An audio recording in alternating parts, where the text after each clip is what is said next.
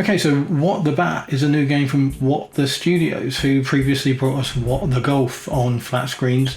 And as much as What the Golf had very little to do with golf, thankfully, What the Bat has very little to do with baseball or any other sport that involves a bat for that matter. It's a game in which you take part in the life of somebody who's been born with baseball bats for hands. You're taken through their life in a series of tiny little quickfire levels, broken down into bigger areas, and you do everything from learn how to brush your teeth, to put away the washing, to play with the dog, to do a job, all whilst negotiating having baseball bats for hands. The game has a lot in common with Job Simulator and the games in that series, in that you are set in a place and you have an activity to complete. Even one of the levels you are doing a job, you are working a till, so very similar to Job Simulator in those levels. But it's also similar to something like Tentacular, where the physics are just sort of a bit deliberately wonky, in that you're using baseball bats to do everyday tasks and they're never going to work perfectly, so it plays with that. And the physics aren't realistic, they're not trying to be, and along with that, there is an amount of aim assist. When you are hitting things with your baseball bat hands, you don't have to be 100% accurate. You don't have to get the power dead on and the direction perfect. It's much more helpful in making the game fun by taking some of that accuracy away from you, but in a good way, because otherwise the game would be incredibly frustrating. So it works with that and keeps things moving really nicely.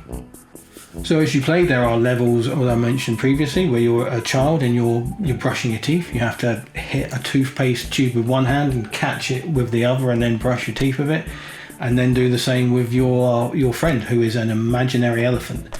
The game does something really cool with the elephant, where the background music changes if you look at it. If you look at the elephant in the game and see it, the music changes from its sort of quite vibrant tones to a sort of very bass tuba notes, and it does that all the way through whenever you look at the elephant, no matter what the music is. I really like that sort of thing, so I like that a lot. And yeah, the graphics are very, very simple and cartoony, along with that sort of vibrant music, so it's all very much of that tone. It's all very playful and silly, but it brings in a massive amount of absurd humour as well, so it's not just sort of childish silly, it's actually a bit bonkers. There is a level where you're bowling and you start by hitting the bowling ball down the lane and you knock the skittles down, as you would imagine, but it evolves that idea, and the skittles stay in one place and you have to move them out of the way, and then you're actually holding a skittle and your elephant friend is firing the bowling ball at you and you have to hit the ball with the skittle. And it does lots of really clever things like that, really twists ideas and puts them on their head and keeps things interesting all the time. There was one particular bit that I got sort of almost embarrassingly stuck on, where the level where you're working a cash register, a wooden horse comes down, it hasn't got a barcode on it.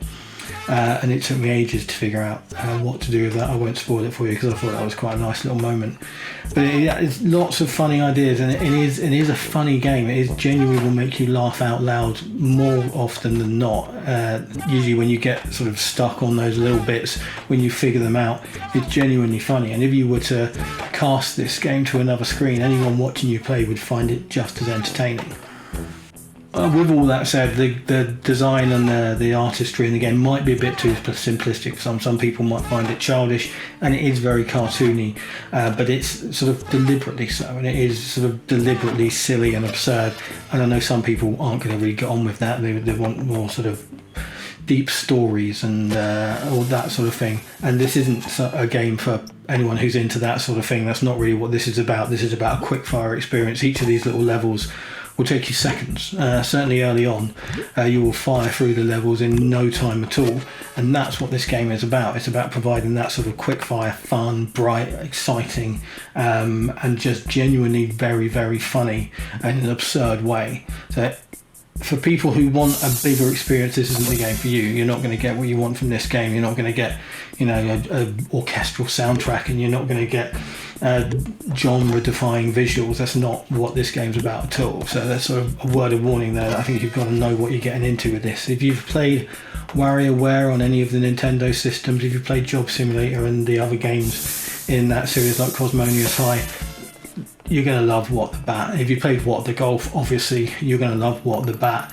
And so I think it's of a type. You're absolutely not. It's not going to win anyone over who doesn't like this sort of thing. But for people who do like this sort of thing, you're going to love it. It's a brilliant little addition to those sorts of games. One story I want to share with you about this is, from a technical standpoint, this is a standing up game. You don't want to play it sitting down. You're not going to enjoy it very much playing it like that. But it's not room scale either. But it is standing up, but standing up with a bit of space, because I was playing it in this very small room I'm in right now, and there's a part at the end of each level where you have to take a selfie and then smash a TV to end the level. As I was smashing the in-game TV with my in-game bat, I smashed my PC monitor with my Quest controller. So make sure you've got enough room to move when you're playing this game, otherwise it could get very expensive for you. Luckily I managed to put my monitor back together, but yeah, it's not sort of just standing, it's standing plus. You do need to move around a fair bit when you're playing the game. So to summarise, I mean, What the Bat, it's a small game. I mean, it's small in all sorts of ways. It's, you know, the levels are tight and small and quick, and the worlds in which they're in are even quite small in themselves. And even the file size is tiny. You can install it very, very quickly. I think it's 500 megabytes or something like that. But the great things come in small packages, as the cliche goes, and it is one of those things. Again, it's not going to win anyone over if they don't like this sort of thing, but genuinely it does exactly what it sets out to do, which is to be a very funny, very quick game. And so I would recommend it 100%. I think obviously you've got to appreciate that it's not a game for everybody, and I think that I have to take into consideration when I'm giving it a score. So I think a fair way to put it is to put it sort of middle high. So 7.5, 8 if you absolutely love this sort of thing, but I'm going to call it a 7.5.